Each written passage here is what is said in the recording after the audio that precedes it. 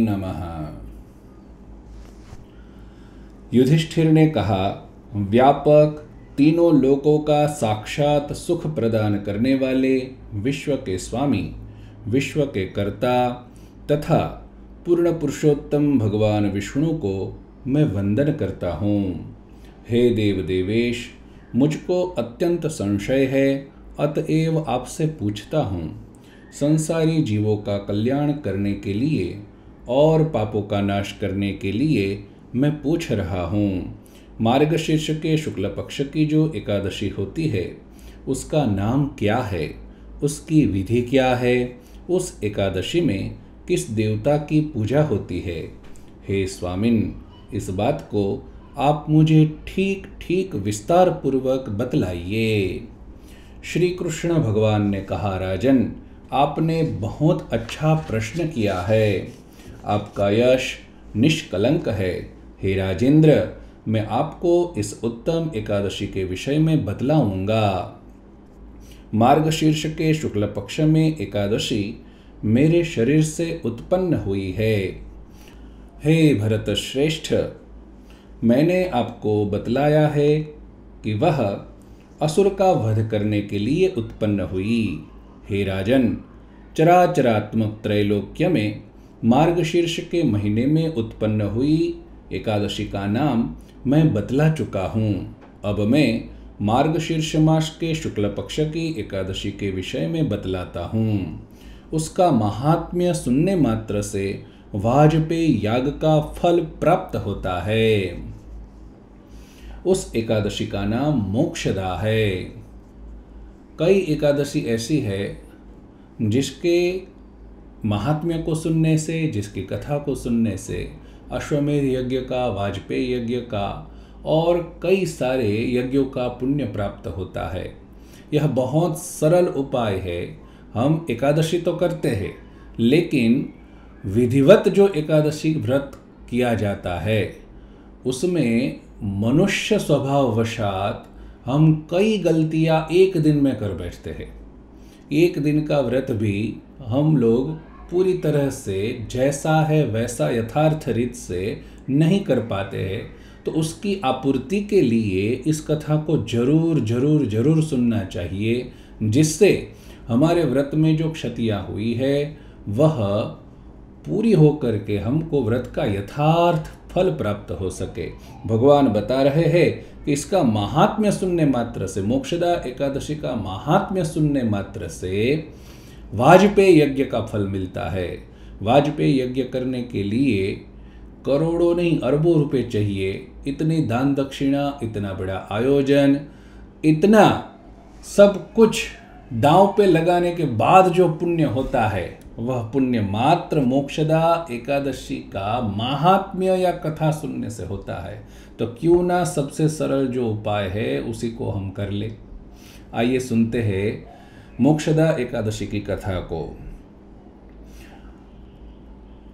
वह श्रेष्ठ पापापहारिणी है। यह एकादशी सब एकादशी में श्रेष्ठ और सभी पापों को दूर करने वाली है।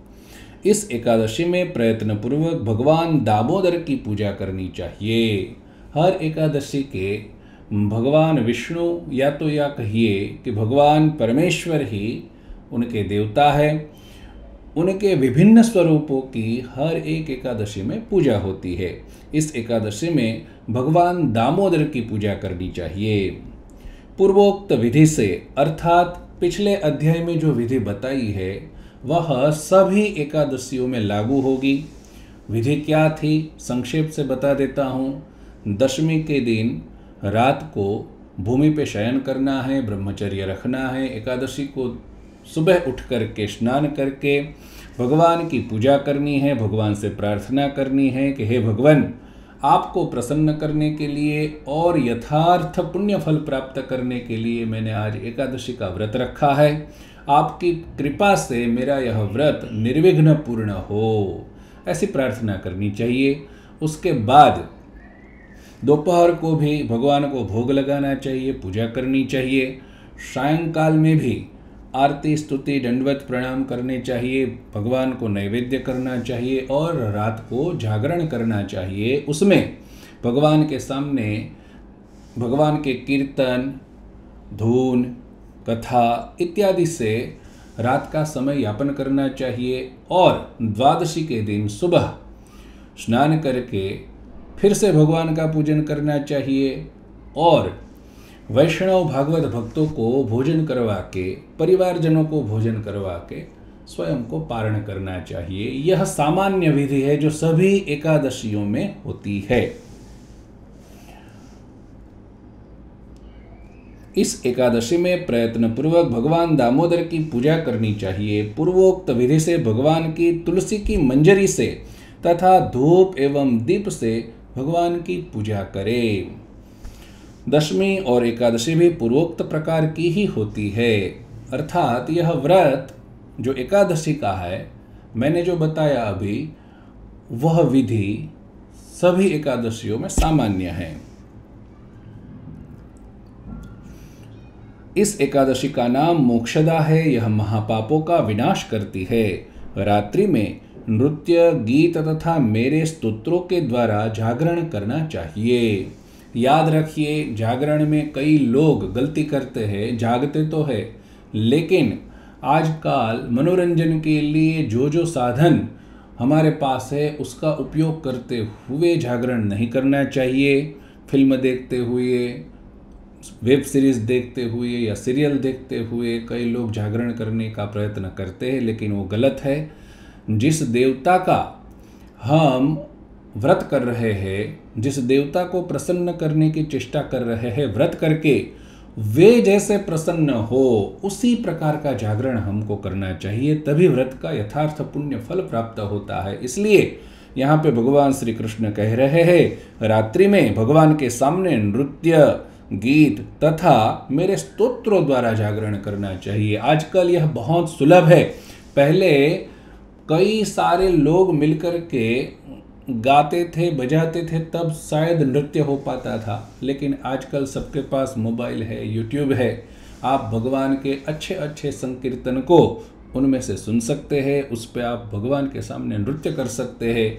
तो अपने उपकरणों का लाभ उठा करके भगवान को प्रसन्न करने के लिए नृत्य, गीत तथा स्तोत्र का पाठ करते हुए जागरण करना चाहिए। हे राजन, मैं पुराण की दिव्य कथा बतलाता हूँ। उसके सुनने मात्र से सभी पापों का नाश होता है। इस एकादशी के पुण्य का दान करने से पाप करने के कारण जिनके पितृगण नीच योनि में चले गए हैं, उनका मोक्ष हो जाता है। एकादशी का पुण्य सबसे बड़ा पुण्य माना गया है।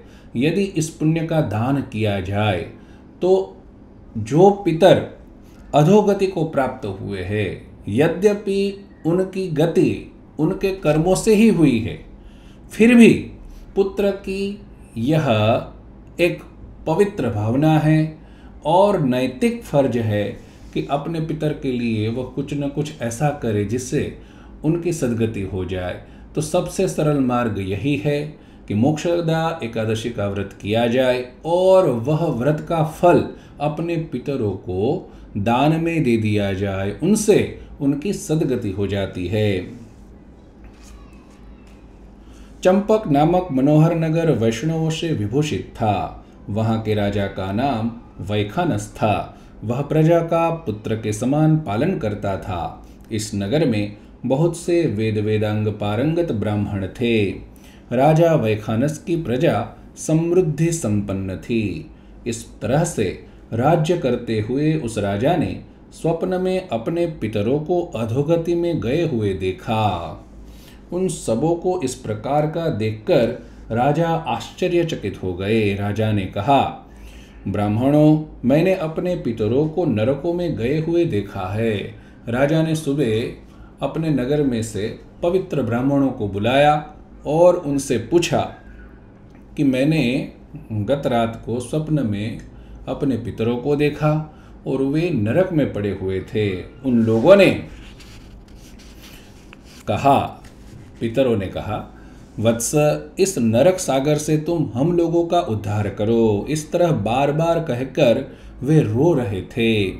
ब्राह्मणों, मैंने यह देखा है, अतएव मैं सुखी नहीं हूँ। यह महान राज्य मुझको सुख नहीं दे रहा है। ब्राह्मणों, ये हाथी घोड़े मुझको अच्छे नहीं लगते हैं। श्रेष्ठ ब्राह्मणों, मुझको पत्नी तथा पुत्र भी अच्छे नहीं लग रहे हैं। मैं क्या करूं और कहाँ जाऊं?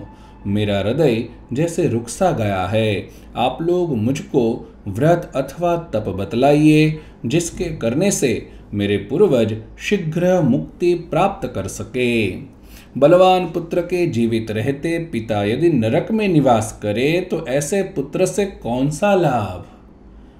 राजा की भावना यहाँ पर प्रदर्शित हो रही है कि वह सुपुत्र था। ब्राह्मणों ने कहा, राजवर्य, आप भूत तथा भविष्य को जानने वाले महर्षि पर्वत के आश्रम में जाए। उनका आश्रम सन्निकट में ही है। ब्राह्मणों की बात सुनकर राजा वैखानस शीघ्र ही पर्वत महर्षि के आश्रम में गए। राजा के साथ दूसरे राजा और ब्राह्मण भी थे।